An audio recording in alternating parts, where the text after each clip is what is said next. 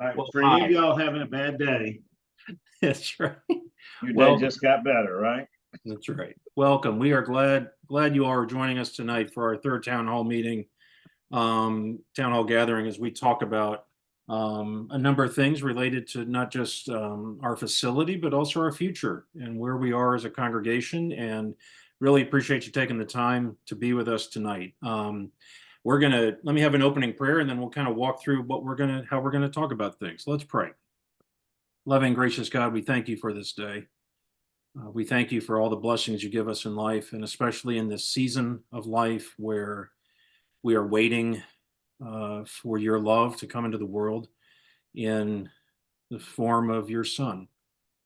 And we ask that in our waiting and expectant hope, we might remember of how we are called to serve and to share your light in this world.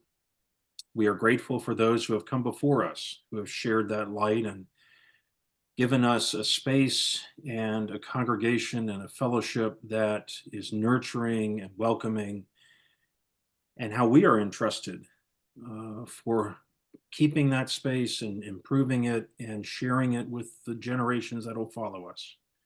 And we ask that your spirit might guide us in our discussions tonight. We might hear where you are leading us as a people. We pray this in Jesus' name. Amen. So, one thing I'm going to do right off the bat is I'm going to put in the chat my email address. And the reason for that, if you're watching, because we're going to record this and we're going to put it up on our YouTube page. And I want to make sure that if anyone, both for those of us who are here now, but if someone's watching later and they want to share some input or ideas, that I'm going to invite you to email me. And that's the best way to do that. And we'll then be able to share that because we know that not everyone can join us live for these meetings. So I'm going to put my email address here, and I'll also have it later in our there. I'll also have it later in our presentation so that folks can see that. But we hope that that'll be a chance. Want to make sure everyone has a chance to share if they have other thoughts or ideas, or if things generate those ideas. We're having these gatherings, and let me put up here on the screen. Let me get up here my PowerPoint that can show you kind of what we've been doing and talking about. And I'm going to kind of alternate back and forth between sharing my screen and coming back so I can see everybody. And what we basically have done is the session's been talking for quite a while over the year about, okay, what's our facility, what are we needing, and talking about, we have this great space and everything, but we also are recognizing there's some needed improvements or needed maintenance that has to be done on it. And how do we address that? How do we focus on that? What the priorities are?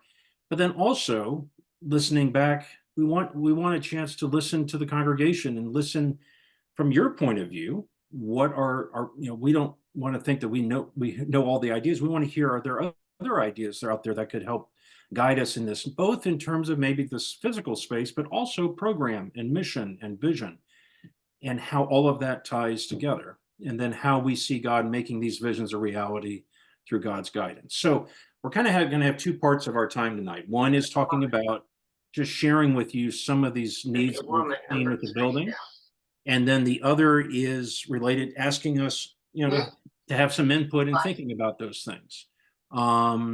And so let me first start by just talking, and then what I'm going to ask us to do, since we're on Zoom, is if everyone doesn't mind just muting themselves for now, or just whatever, and then if you want to share something, either use the hand thing or just unmute yourself and talk. That'll probably be the easiest way to be able to share things, because we want to be able to have conversation and ask questions as we go through.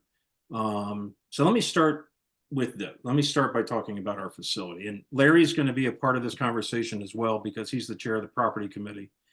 And it's really been that group that has been doing a lot of this work about evaluating our space. So the first thing to just say is, let's talk about this space.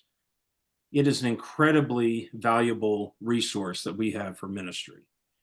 And the phrase that I kind of came up with, I don't know if anyone else uses this, we are far from being a Sunday only church, as it relates to how our building is used.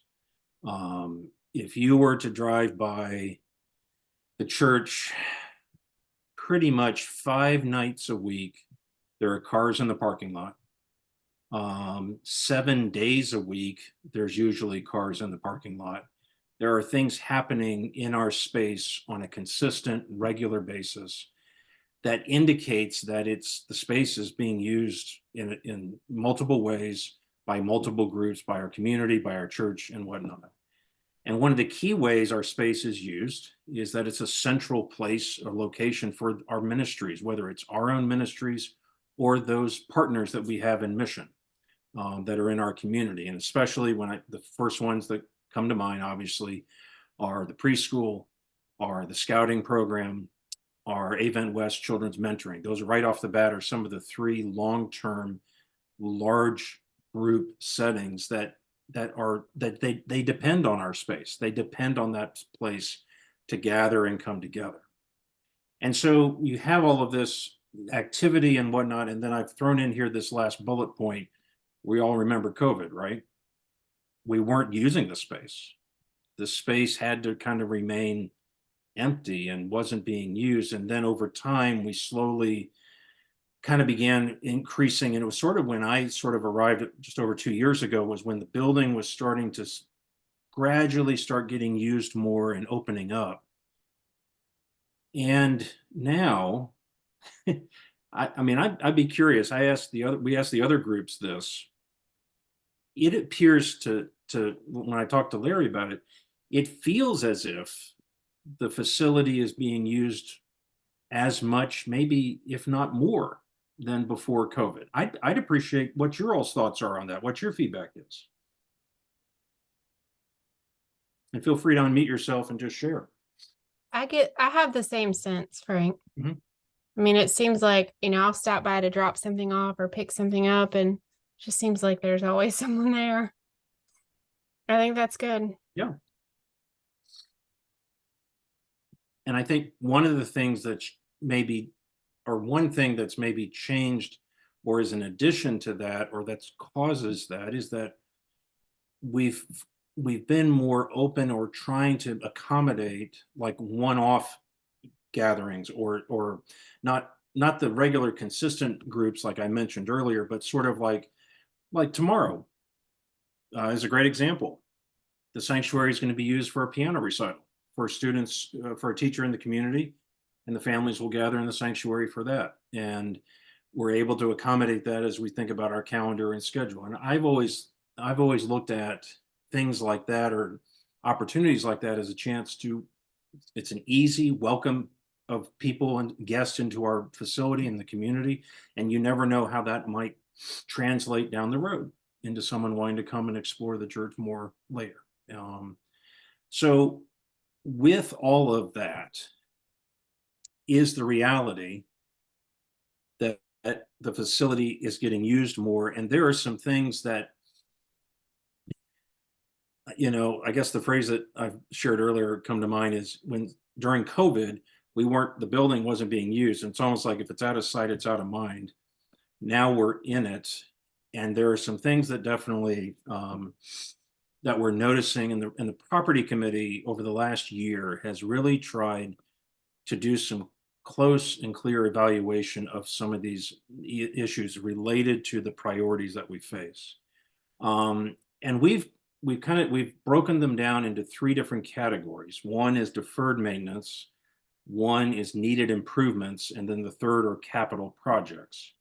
And so we're going to kind of walk through those and then share with you some general numbers as it relates to those categories. But just to sort of say, here's where they're coming from. Larry, are you with me? Yes. Do you want, while you've got a chance and you're not interrupted, kind of walk through some of these for me, and then I can pick up if you need to step away? Yeah, no, they're fine. I just went and checked on them, figuring Okay. this next slide was coming up. Yeah, so when we look at some of these bigger ticket items here, resealing the parking lot is several years overdue. completing the drainage repair on the outside of the fellowship hall downstairs.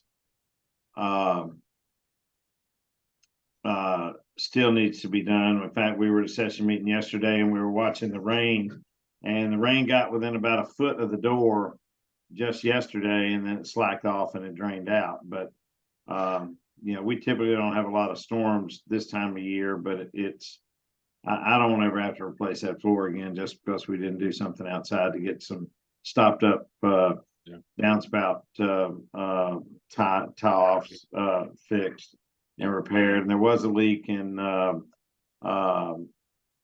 Yvonne's class yesterday from just an overflowing gutter. The gutters are scheduled to be cleaned next week, which is about the time we figure all of the willow leaves are off of the trees. And so we've got that kind of thing going. But then you go to this replacing the sanctuary roof and removing the old steeple. And another caveat that's come into that is to be sure that if we replace our roof, that we replace it and it is structurally strong enough to accept solar panels on the roof at a later date, to where we don't have a 25-year roof and we're 10 years down the road and now we got to tear the roof off to put solar panels to strengthen to put solar panels on. So we've got to work on that. And that would be if, I was just gonna say that would be if we chose down the road to want to do that, That's right. But if we're going to put a new roof on, we may choose to go on and do that strengthening now so that we don't have a double roof replacement if we ever do. It's not going to hurt the roof if we strengthen it, if it needs it. We just don't know. We've got to look into that. Right. But upgrading the playground equipment, I talked to several people in our church as recent as last week that remember using some of that playground equipment, and they're about to retire. So when they were children, so some of that stuff needs to be upgraded, especially the swings, and then possibly some other features that we could put on there. Replacing the dimmers for the sanctuary lights. Yes, yesterday they did not flicker. The electrician did something very, very technical. On Friday, when he was over there working, he cut off all the breakers in the church, waited a minute, and then cut them back on, and they didn't flicker. But he did look at them and say that they were pretty ancient, and we were at or past the life of this. Let me stop there and ask for any questions or things related to those items or anything you all want to bring up or other. Let me just stop and see if anyone has any questions. I remember when they replaced that sanctuary roof the last time, and it seemed to me like they built up installed the present roof 4 inches above the old roof. Is that right, Larry? That's what I have kind of heard, but I don't know how they raised it 4 inches from a structural standpoint. And I will say that they did a very poor job of that. We've had issues with that. They didn't use steel ties to keep the plywood together. And so some of the plywood is popping up and down because they don't have those, and that's popping shingles off.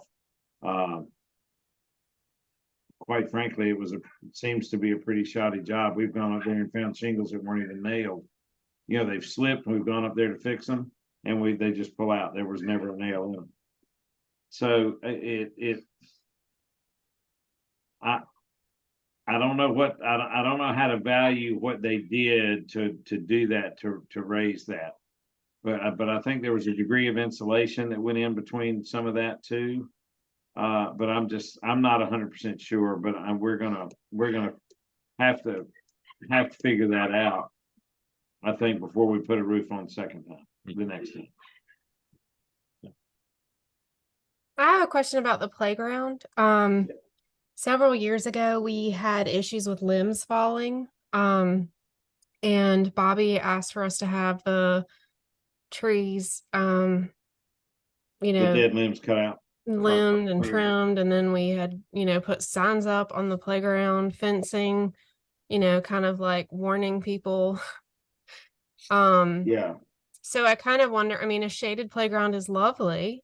But aging pine trees are a liability. Especially if we're not you know, maintaining them.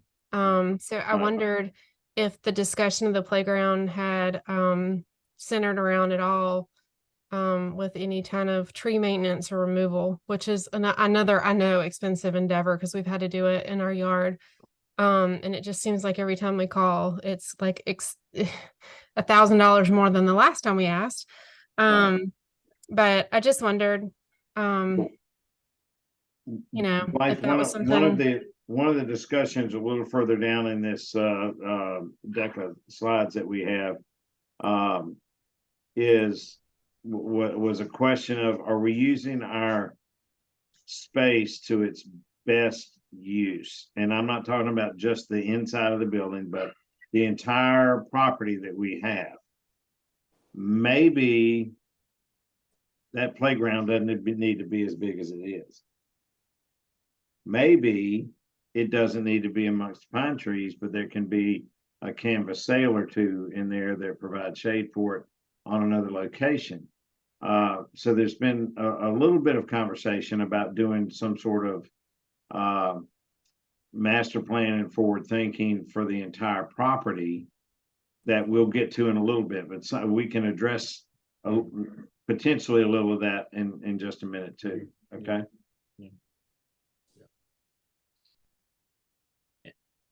Let me put back up here our next set of slides, and the next category is called needed updates. So, but what I want to be clear about is there are a few things on both of these that are in italics, and the italics are ideas that came out of the previous two town hall gatherings.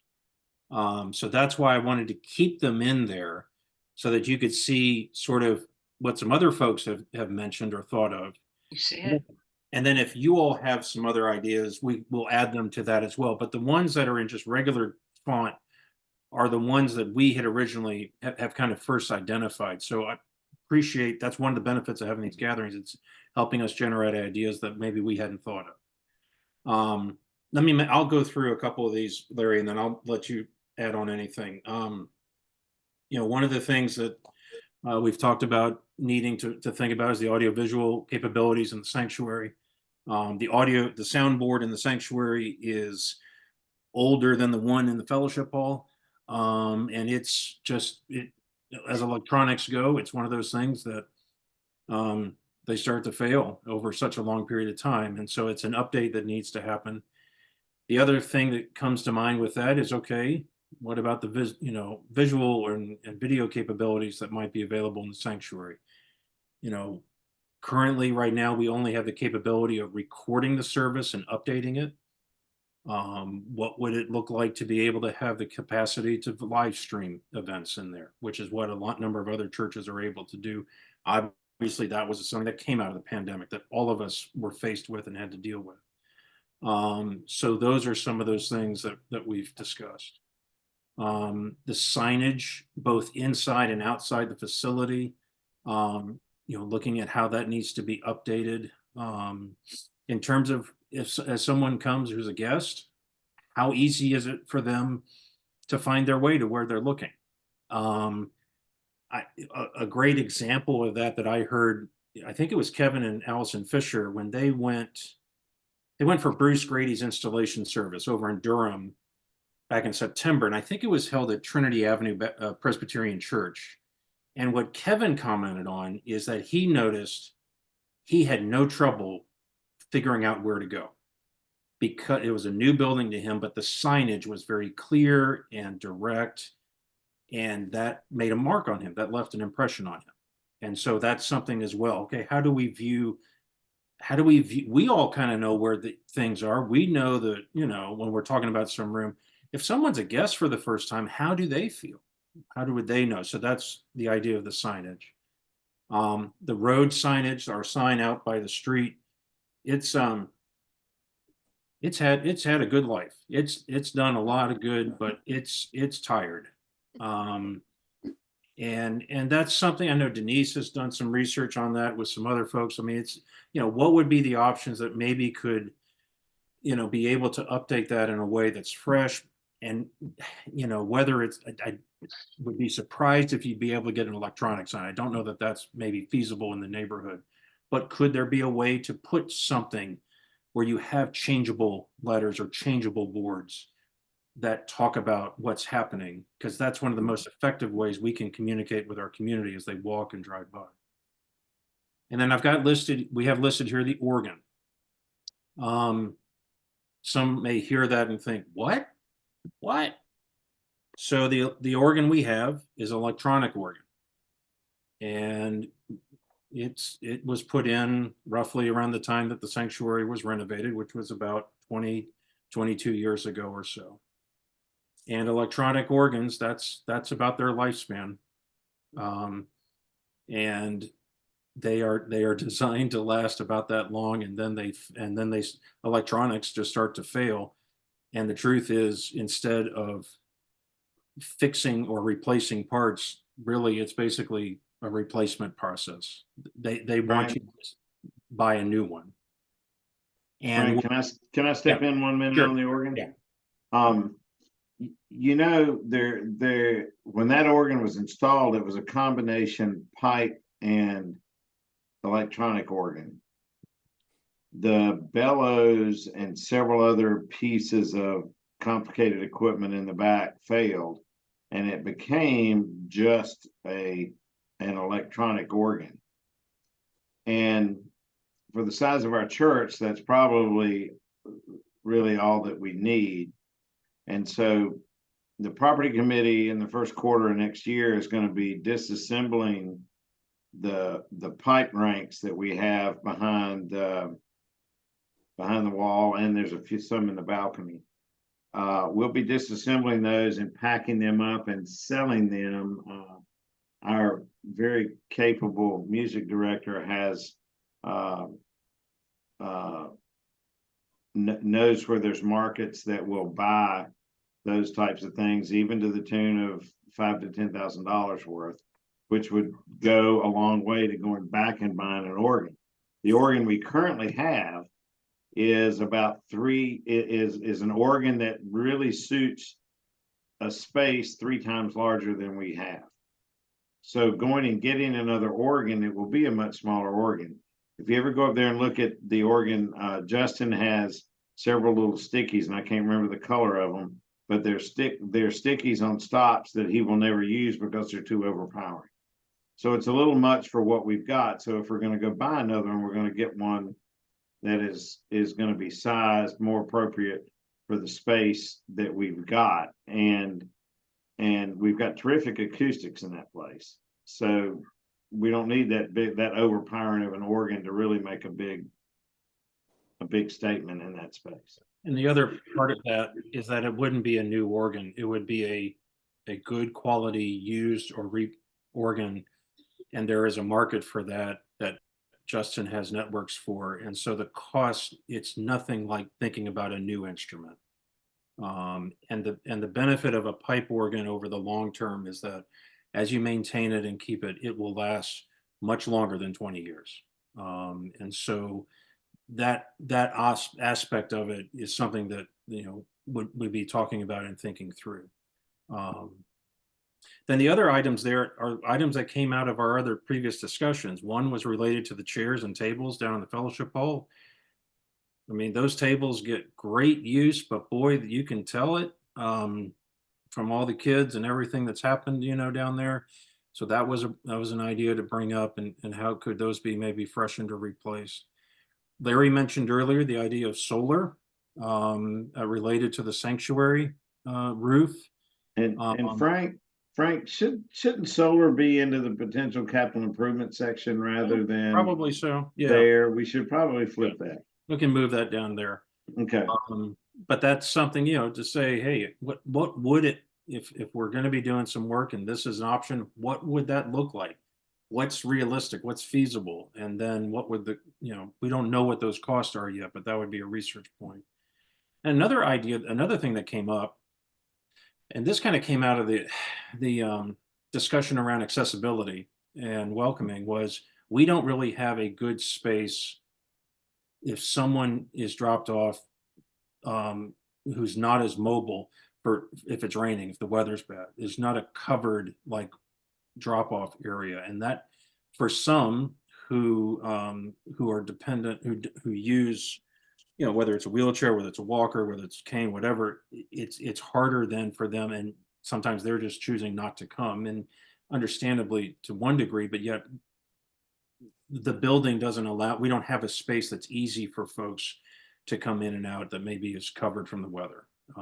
So that was another idea that came up. Let me hold it right there and ask for questions on those things or other ideas that come to mind.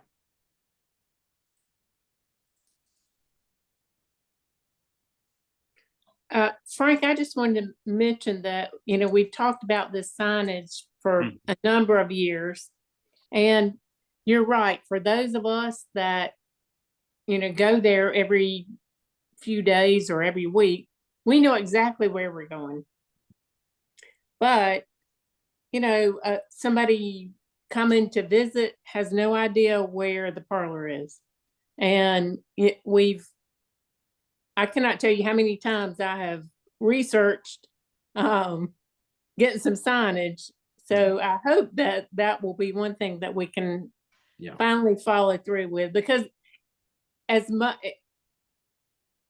as we use it and we're beginning to see outside groups using it, I think that that would certainly be something that would be helpful for guests. Yeah. Well, and even more so, Denise, you know, when we looked at, you know, if somebody was coming to the church office to visit Frank, and if they were mobility impaired and didn't know any better right now, they would go straight in the front door of the education building and see 7 steps to go up. Yep.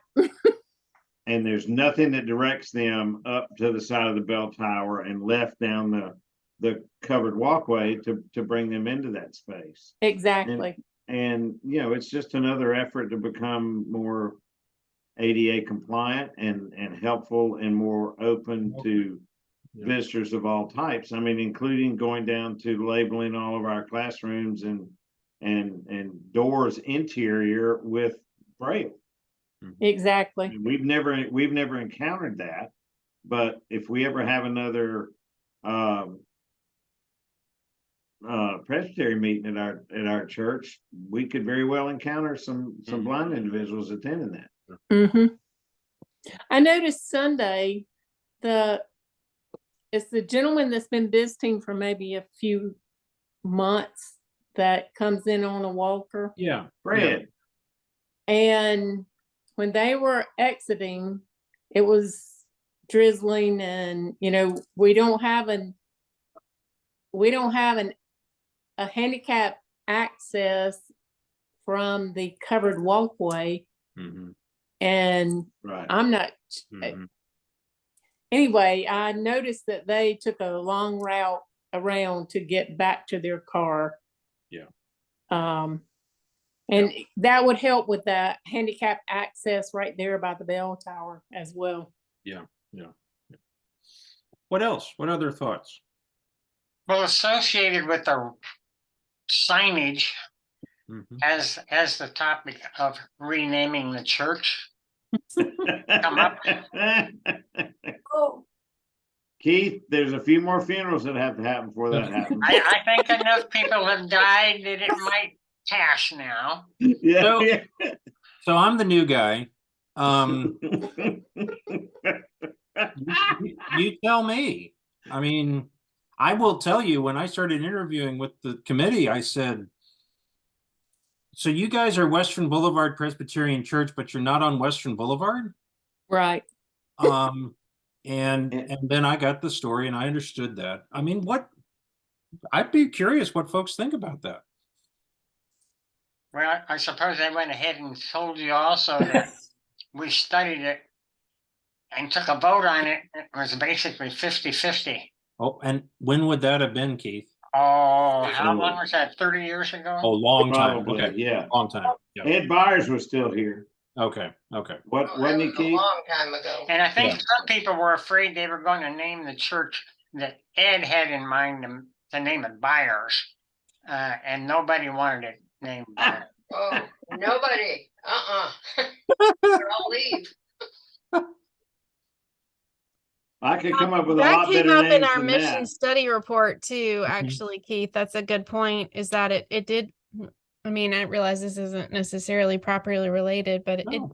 that was something that came up in the survey also when we did our Mhm. mission study before we brought Well, Frank on. Was something that was brought up then too, so.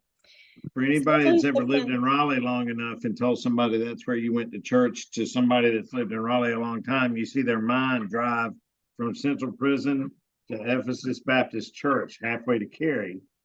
And they haven't seen the church yet in their mind, and they're going, what? Yeah.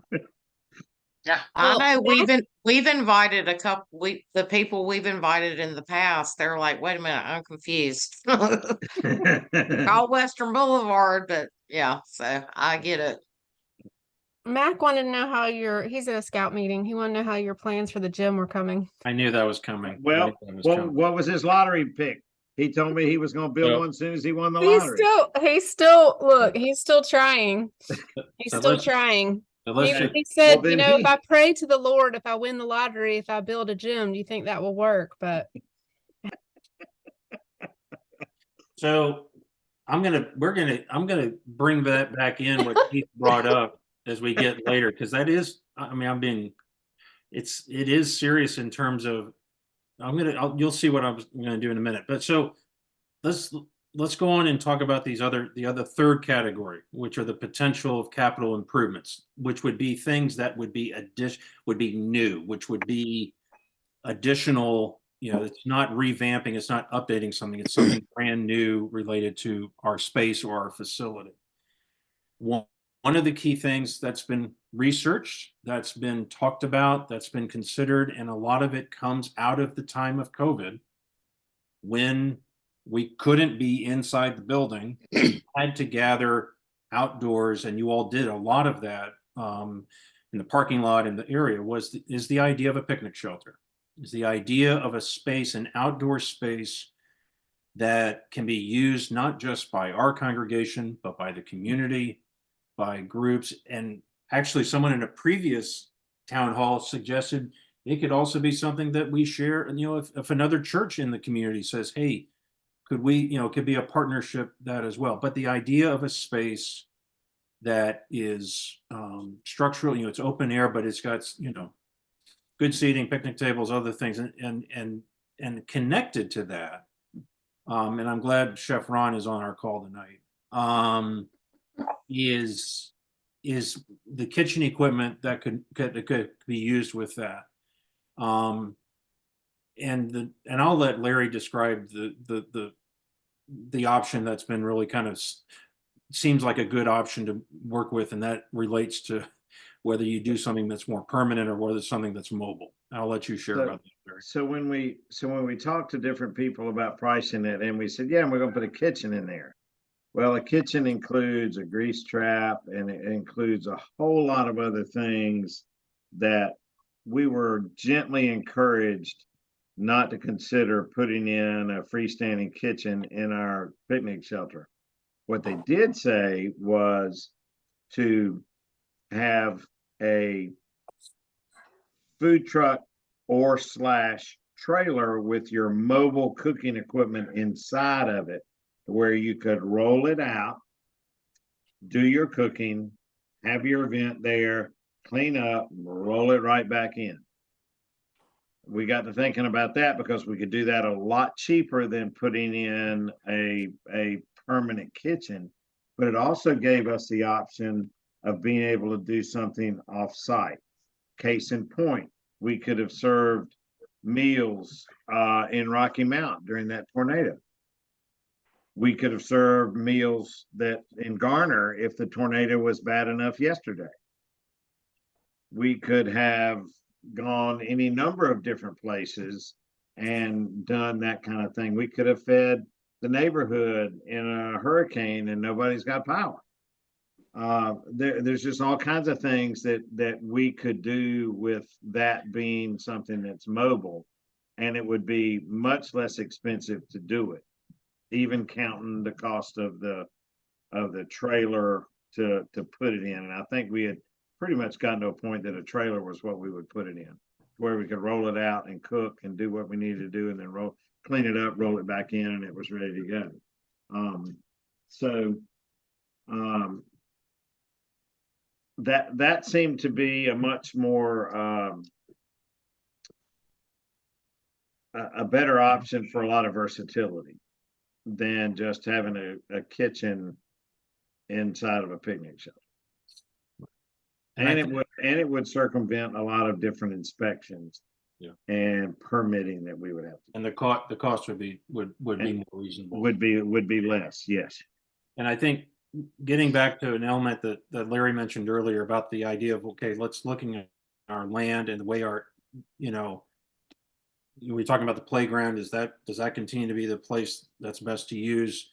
We're talking about a picnic shelter, if we've got a couple of options to think about, if you build it one place and then like 5 or 6 years down the road, we say, wait a minute, we really like to look at doing X or Y. Well- The idea of how do we look at our whole land, our whole space, not just the buildings, but our whole land, and how the usage might be helpful, is part of the other thing that's come out of these discussions. So Yeah, and a case in point to that is maybe, the worst thing in the world would be to put a roof on our church and then want to put solar on and then learn we got to put another roof on our church to do that. Or we put a picnic shelter at whatever location, and then we decide as a community of faith to do something different. Build affordable housing on some of the land that we have. Well, if we do that, where do we put that? So,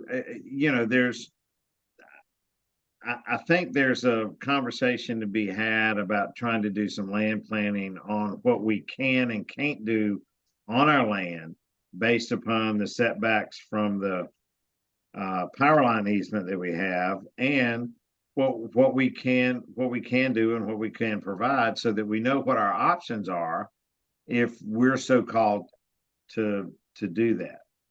No. And maybe it means we have a more compact playground in another location that isn't under the pine trees, but we provide some shade with shade sails or something like that. But it may be something that people that live in the affordable housing on our property could use, as well as everybody else in the neighborhood. But also keeping in mind that it's important for us to have some open space. Right. I mean, that field out there gets used by an awful lot of people, onesies, twosies at a time, and a ton of dogs. Yeah. It's also fixing to get used by the YMCA as a place for 5 to, I think, 9 or 10-year-olds to practice soccer on a weekly basis.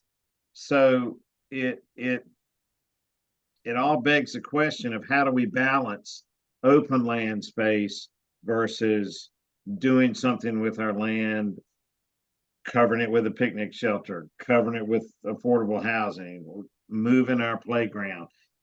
How do we do all of that stuff? And before we get too deep into this, it's become a little evident to me that maybe we ought to have some land planning discussions and find out what we can and can't do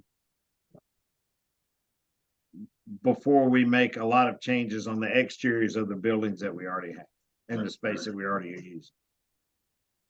let me just mention real quick, these are other ideas came out of a previous meeting. One was someone suggested the idea of, the church having its own van/bus for transportation as we think about our aging population. We obviously have the school bus that's there, but that's for Avent West. That's for their work and it's owned by them. And I don't see getting Nita Brinkley on a school bus to bring her somewhere. So, how the idea was, okay, or as it relates to our outreach, if we want to grow, one of the things from the mission study was we want to reach out more to NC State and the students there. Can that be a way of trying to help, provide some of that connection? So that was an idea that came out of one of the others. And then the other thing listed there is about the facade of the front of the education building. That came out of a just looking back at our history from 15 years ago when you all did a similar evaluation and investigation about the building. And that was when you were looking at, what would be involved with getting an elevator. And obviously that had such a high price tag. And then you found a wonderful alternate solution that was much more reasonable and yet effective. But that was brought up about, okay, what did we talk about and think about, from years ago, and is there anything from that would be helpful and applicable here? Let me stop right there. What comes to mind, or what reactions do you have about those potential capital improvements? I appreciate your all's feedback or your thoughts on that, or other ideas that come to mind. I have a question about the food service option, whether it's on site or if it's a food truck, where we can take it off site. And I think that's a great idea, but if it is something that's taken off site, then what kind of permits and regulations are involved for that? Is that, are we then subject to sanitation inspections if we're even if it's volunteer? I don't know. I'm just asking the question. And I don't know that answer. I don't know if Ron does, but I don't know that answer either. And it's a question we would ask before we got deeper into that. Absolutely. Just And- spitballing things that we could do. That's a lesser expensive option than us building a kitchen in a picnic shelter. And obviously we would want to be compliant with, Right.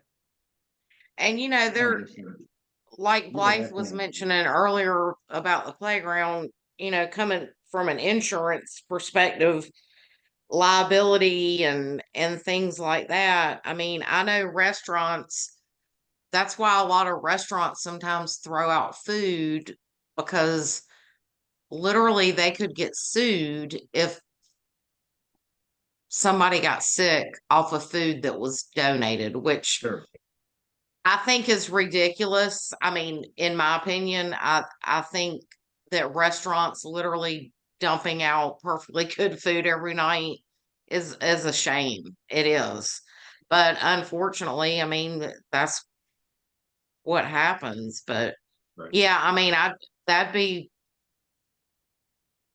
don't know if there's anybody I could ask about that at Nationwide. I don't know. I'll have to look into that. Okay. Yeah. But Thanks. that's the only Yeah. thing I was thinking about, was like, if we're thinking about doing it where we can be mobile, but then, what Let's- restrictions do we have to go and Like be mobile? Is it- Department of Health things, or things like, Well, yeah. Exactly. And let me say this, at the very least, having it in a trailer, we could comply with what we needed to do on our property. If we chose to go outside of that, we would have to see what other regulations that we would have, and we would ask those questions before we did it. But this is still a lesser expensive option than building a Oh, I understand that. brick and mortar completely. kitchen. But I Yeah. agree. I mean, and that's something that we would obviously have to look at. Yeah. We, Yeah. there, if you take any one of these, I can give you probably 15 rabbit holes we could jump down and look at and talk about and worry about and wonder if we're compliant and this, that, and the other. And they're going to have to be taken, to a different level. This is kind of a 10,000, 15,000 foot view that we're trying to make, and not one that Yeah. gets us down to how is that gonna work? And, where's the new playground gonna go? And if we have affordable housing, where's it gotta go? We don't know any of that yet. We just Well, don't know those. I'm just saying, before we went to the congregation saying, oh, well, we could, take this mobile and do all these things, that you know, I- we don't I know the way agree. to do that. I agree. We would find out all the caveats to that before we tried to pitch that to to the congregation. Okay, okay. What other feedback or questions or thoughts related to those capital projects do you all have? Anything else? What else? You want me to throw them back up here on the screen? Put them back up here. I mean, what is the idea of it? Well, let me go back. What is the idea of a picnic shelter sound to you all?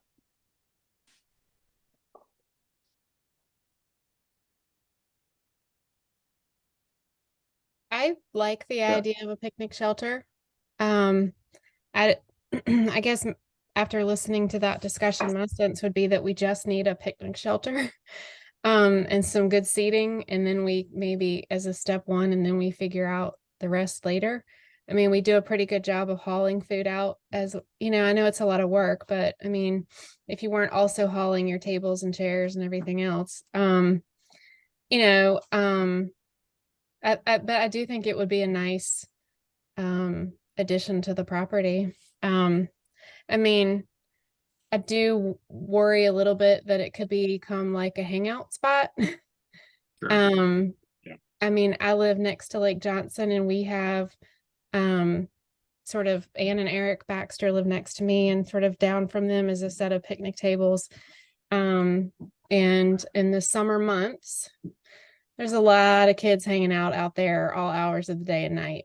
And so, I mean, I don't think that's a reason not to build it. I think it's just something to kind of think about.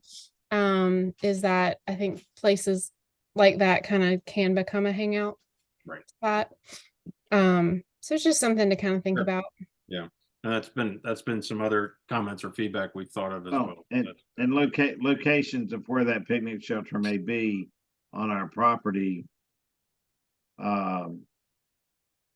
might lend itself to not being abused in such a manner as other options would. We, you know, if it's up there on the corner behind the garden, people will see a lot more about what's going on with it as if it was back towards the basketball goals at the end of the parking lot or you know, somewhere else. So I mean that those are considerations and minutia we have to just kind of work through Let me yeah, as we go. let me go ahead and just share with you some general numbers. These are ranges of just very initial thoughts, and it is, you know, some of this has some specificity, but others of it is really general. And because we haven't really gone to folks and said, hey, we want you to bid on this. It's been more, hey, can you give us here's what we're realizing we need. What would be a range for some of these items? And the other thing to mention is that these numbers do not include those italicized items that I had though. So these are strictly for those other ones, because that's what we had done the research on and the property committee's done that research on. So with that deferred maintenance, those items, that's kind of in that range between 100 and 158,000 roughly. And a lot of that range depends on whether you do kind of the bare minimum for something versus, you know, kind of a more in-depth. Those needed update categories, it's kind of a similar range, 106,000 to 141. And then those potential capital improvements, and that's really related primarily with the idea of the picnic shelter and the kitchen, portable kitchen equipment and whatnot. That's roughly just under 300,000. So when you look at a range total, you're looking between, it could be anywhere between 500, 600,000 on just those things. And that's not including, you know, these other new ideas or other things that have been brought up. And yeah, Frank, and let me say the deferred maintenance numbers were numbers that we compiled in late summer. If we were to do those in the next 18 months, they wouldn't change super drastically. Right. The needed updates were, no, we're not picking fits and finishes. We did get contractors to look at those items and go, well, you could be between here and here. So it's not something that the property committee has just, you know, thrown at a dartboard and picked some numbers out. They are some numbers from people who do that type of work, and you know, they have that qualification behind them. Obviously, the farther out we go, the less those numbers are important. But it gives us a talking point in today's dollars. Yeah. The 294 for like the picnic shelter and all, you know, that was a little bit of a pie in the sky number because we were trying to not build something with roof trusses in it where bees and birds were going to roost and nest and be a big difficult problem. They were going to be laminated arch beams similar to what's in our sanctuary, so where there's quote unquote nowhere to roost, and give us those kind of problems. And we can value engineer that stuff as we go along, but we figured we'd rather have that there than a number $75,000 less than that, and then we decide to go and it ends up being more.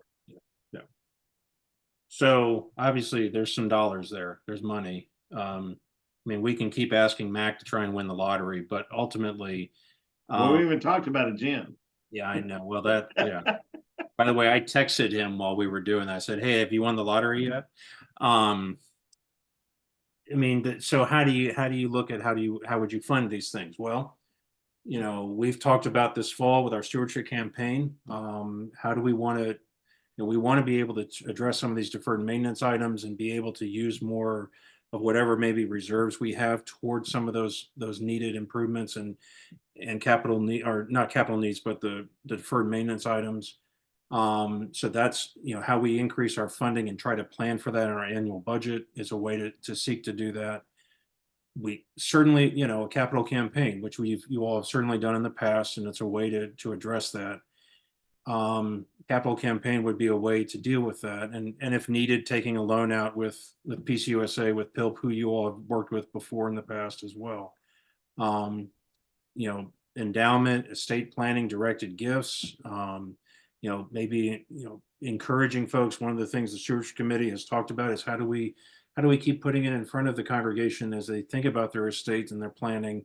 How do you think about, you know, inviting folks to consider how they might consider the church in their giving, not just in their while they're here, but even after they've died, and how their estate can help. But all of this is bringing up also the reality that we don't want to continue to be reactive to things. We're seeking to want to move into a proactive stance for planning for these things, because we got those deferred maintenance items there, that, you know, all of that. Guess what?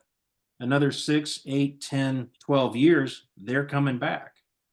They're not the sort of thing that just you do it, you know, raise once and you're done. And one of the key things that the property committee has sought to do is how do we plan and venture out? Okay, say we put a new roof on the sanctuary in X year. Okay, what's the lifespan of that roof? It's this number of years. We need to be planning for that and thinking about how we raise and plan financially to be prepared for that when that comes up. And I'll bring up another item that actually wasn't even on those lists. That it was 2008, 2009, I think. Am I remembering that right? When you all did the last major campaign and you replaced all the heat pumps and AC units in the education building? That sound right? Yeah, that's correct. Yeah. Yeah, so that was in 2008, 2009. Well, that's 14, 15 years. Guess what? They're going to start failing. They have a lifespan of a certain number of years. And so how do we plan in our annual budget and our planning to start recognizing that and being proactive in planning for that? It's, you know, those are the sort of things that we're trying to wrestle with, and we want to talk with you all about. And Frank, one of the things the property committee is wanting to do next year is to have sort of a projection calendar. You know, if we replace the roof next year, what year do we think we need to replace it next time? We need to plug in the values for the HVAC and move those forward to some time. So we're going to try and put a calendar together to where that's always in front of the property committee. And if anybody wants to know, hey, when was the last roof put on? Well, it was put on in here, and it's a 25-year roof, and we're going to need to replace it here. We've not done a lot of that. in the past. And I think it's something that's important, because it should be kept in front of everybody, not only the session and that, but in front of the congregation. You know, it's, Yeah. it's not, it's not gonna go away, and it's gonna become necessary. And it seems to me that the wrong way to do it is to have a campaign every time something big comes up. We should be planning ahead to where if we have to have a campaign to take care of something, it's not for the entire amount of that repair. Right. So let me shift gears a little bit, and then we'll have a time toward the end here to kind of wrap up or have some other questions or thoughts. But one of the things that it's also important for us to do, you know, we can talk about the building and the needs and all of that all we want, but we aren't in ministry just to take care of a building. The building is a resource. It's a tool. It's a means that allows us to do ministry, to serve people, to it's something that has been entrusted to us, and it's something that is gives us, you know, it's a way that allows us to serve. And part of what we're having these discussions about is, well, what might we be called to be doing in the future? So one of the ways I want to frame that is, okay, let's think about in a couple of years' time. Say it's 2 years from now, it's December 11th, 2025. What do you think's happening at Western Boulevard Presbyterian Church, or what would you hope is happening at the church in a couple of years' time? And everyone just throw out ideas, and I'm going to write them down here.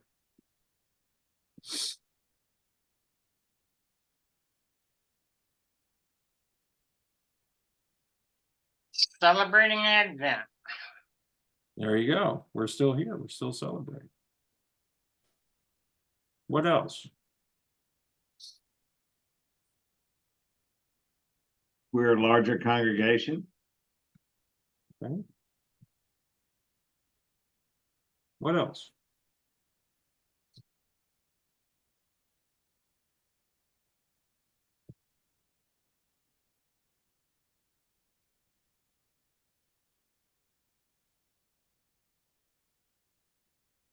Would we still be called Western Boulevard Presbyterian Church? Need to be Kaplan Drive Presbyterian Church. Okay. We can know where we are. Yeah. Okay. What else? I think we're going to be seeing a lot of babies growing up and being more active. For those of you who weren't at what was it last night? Oh, the pageant. Yeah. It was an incredible amount of children, from babies in arms to, name it.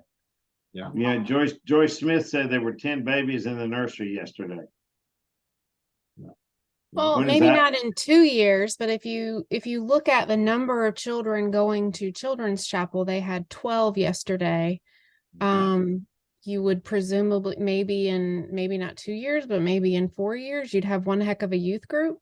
And I've got my next and- slide is thinking a little further out. So yeah. And I'd like to think that we'd have facilities that would attract those youth. Right now, we have an old ping pong table and an old pool table in the youth room, and a lot of old furniture. Yeah, It's not a great hangout space for teens. Yeah. So I mean, we're talking a lot about the outside of the building and things like that, but I kind of wonder, what are we doing to make our fellowship hall a place where children and youth want to be? Yeah. So this next slide is thinking further down, which is getting to kind of what Blythe was saying. It's thinking 10 years from now. What's happening at the church? What's happening in 10 years? So we can kind of alternate back and forth, but that's actually a really helpful thing, because you think about all those babies and children 10 years from now, they're teenagers. a vibrant youth group. Yeah. And we hope we're still pulling in families with more young children, because that's sort of the future of your church, is having that. It is the future of our church. Hopefully, And most Mac all will of us have will be won in the the lottery columbarium. by Yeah, Max hopefully won the lottery by then. Yeah. then. What's happening 10 years from now? What else is happening? Expanded parlor Sunday school class with new teachers.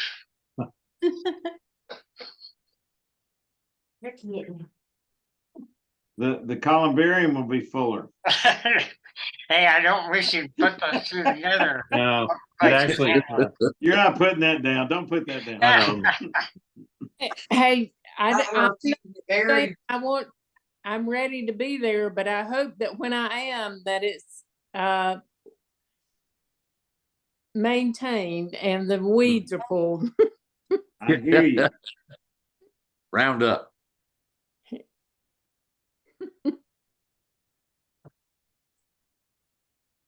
It is a maintenance thing. You know, I feel like that not just because we are going to be there, but you know, that is a space that we have dedicated for families to be able to come Mhm. and be with their loved ones. And Mhm. when it is grown up with weeds, I cringe every time I walk through there. But Yeah. Well, It's not you know, maintained. Denise, you know as well as I, we've worked really hard on working with Charles on that, and I think he's finally gotten the message that it needs to be. I mean, it's a perpetual place. It is. It is. You know, the worst you do at a cemetery is you hit it on a Monday when they always mow the cemetery on Tuesday. Come on there, boy. Get over here. Come here. Right. Anything else? I just hope that we could, you know, make sure that that's a place for Yeah, families to feel that they can come anytime and it's maintained. and it's a welcoming space. Yeah. Exactly. Well, and not only that, it's also a welcoming space to have a meeting, to have a Sunday school class on a sunny spring day. Yes. You know, it's part of that It's- too, but it's got to yeah. be a welcoming space. And it's being Right. it's being used that way at times, and that's good to see. Yeah. What else is happening 10 years from now? Anything else? We hope you're still there. Yeah, absolutely. We need to get him to sign a permanent lease.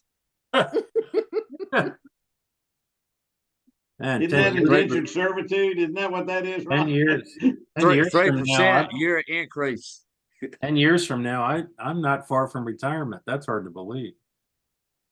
Yeah, but you're not far from retirement, but not at retirement. So I have a question. Yeah, Are we done with this? I don't Yeah, want to yeah, yeah, interrupt the flow of the conversation, but I wonder, as we talk about these capital improvements, Yeah. have we done an analysis of the facility use recently to have an understanding of who is using the building, specifically how they're using it, and do we have a facility use agreement in place to protect the facilities that we are spending money on upgrading?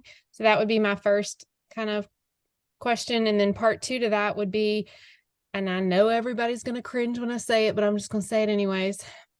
Have we thought about charging people who are not members, even if it's just a nominal fee? I don't know if we have enough non-members using, and obviously we wouldn't want to charge our missions like Avent West and things like that. They can't afford to rent space. That's why they use our church. But I don't know, you know, if we have enough people. I know that that is a source of income for Avent Fair United Methodist.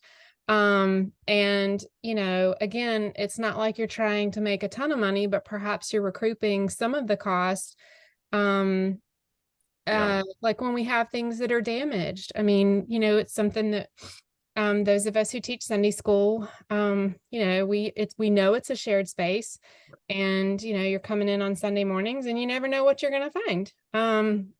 You know, if the materials that you have are going to be available, you know, I know we had an event, a scout event, and something was broken in the kitchen, and the parent that was involved replaced it, and was very kind about replacing it. But, she was asking me at the event, like what she could use and not use, and it just was not clear. Right. What is open to the public, so to speak, and what is supposed to be reserved for church functions. And, I think that that's something that we could use some clarity on. And I think, and I'll tell you, Blythe, I think, and I know Larry and Emily and I have all talked about that. It's something that I think this process has brought up. We need to update and we need to have that policy in place. And it is not, in my opinion, it's not unfair or out of order to charge a nominal fee for groups that are not a mission partner of ours. In fact, Larry, correct me if I'm wrong, but I think the recital that's happening tomorrow, that they are paying a fee. They are. Yeah. So It's a nominal fee, but they're using nominal things. The risk is pretty low for them to go into the sanctuary and play the piano and then leave. Yeah. So yeah, and Blythe, that is on the building agenda for the property committee in January to meet and discuss updating the use of space policy, and like you recommended, have a packet, even if it's just to rent the space for recital. Right. We have to cover all of it. We can't have multiple packages for different stuff. But Verna Wentz has used it for the Kairos prison ministry group to meet twice a year, and those are gently used, and it's hard to charge for some of that stuff. But if we ended up, you're right, but the other part of that is there's two homeowners associations that meet up there once a year, and they make a contribution to the church for the use of that space. There's she lost my train of thought. while you're thinking about it, for instance, Ron, that would be an example where we would like your input, like with the situation Blythe discussed. Help us know if an outside group's using the kitchen, what is helpful for them to know they can use and what's off limits, so that we're honoring and respecting, for instance, what you need and what you expect in being in there. So that's an example where we wanted to have that conversation with you, so that what we put in place and as we communicate with groups, we're all on the same page. Don't let nobody use the dishwasher. Yeah. Nobody knows how to use it. Yeah. But if somebody goes in there and cooks, they need to use the dishwasher, and we need to be able to train them to do it. And before they come in, we train them. Right. So then we have a training protocol for that they have to attend that. And I'll And still that feels like a get lot trained. on the property committee too. It's almost like it might need to be its own committee. I mean, that just feels like a lot for the property committee to take on in addition to everything else. Or maybe you need it's not right subcommittee. now, but suppose we have 2 nights a week, we have somebody doing exercise in there. Suppose every week, suppose we have somebody that's doing financial management things, or I don't know, whatever kind of thing that somebody needs a space to do. Yeah, I just think that it's worth spending some time making sure that all the groups that are using the church are following. Well, for what it's rules. worth, I got the Board of Elections to sign theirs. Good. Their use of space for the whole year next year, so they're good. Well, but it's a really good point, and you're right. I mean, as we're talking about the facility and the use Right. as its tool for mission, we need to be respectful and mindful. As if I'm from an outside group and I'm coming into another church, I want to leave it better than I came. We need to make sure that that's the expectation that we have of folks when they come. Correct. And working on that. I'm mindful of the time, and I don't want us to be much longer, but I do want to share with you some of the ideas that the other group two groups showed. And I'll just run through them real quick, but I want them on this so that if you go back and look at things on the recording, you can see what they are. So give me a second. Here we go. So as one group was thinking, as they were thinking 2 years from now, more members, people, an idea about housing a food pantry or the ability to be a center for food distribution, not just collecting it and then taking it to urban ministries or with a little food pantry, but actually being a space where food can be distributed, utilizing the outdoor space in greater ways, the picnic shelter providing that community space, hosting adult education classes, personal finance, coordinating ministries with other churches, whether they be Presbyterian or others. So the idea of doing more in a community setting and shared ministry. The other group, thinking 2 years from now, continued attraction of all ages and family situations.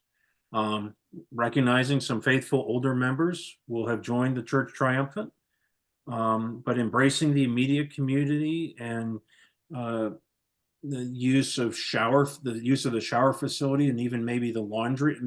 What about adding an idea of, I think some of that came out of, if folks come and they need if someone's coming and they need not just maybe that's a shower, but also the ability to wash clothes. I mean, could there something like that be available?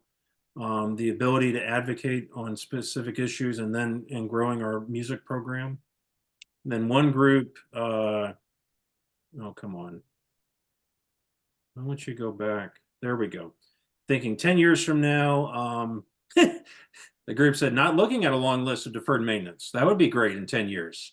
Having community music involvement, increased diversity of who is here, integration of our outdoor and indoor space, staffing that meets the needs of who we are and what we're doing, being an integral part of this community, and the ability to respond to emergencies or disasters. And that kind of goes back to the discussion related to the picnic shelter and the kitchen equipment and being mobile and whatnot. And then the other one is, the other group said how we offer our ministry to young adults now is going to have an impact on where we are 10 years from now. And that's sort of getting to some of what we had discussed earlier about who is in these certain age groups now, and then are they still there? Are they still part of who we are? Has it grown or has it shrunk? One person said it'd be great to see in 10 years a car charger for electric cars in the parking lot. The idea of affordable housing and the advocacy that we're doing is showing results and is continuing to meet needs. So I just wanted y'all to hear that as well, that's some of the other ideas that were shared, and so you can see that and know that. So you might be saying, okay, so what happens next? Well, session's going to take all of this into account and listen to what's been shared and processing that and thanking folks. And I think the other thing we're going to seek to do is find another means, maybe through a Google form or something, where folks, if they want to also share some ideas, we can do that in another way, and people can be invited to share that.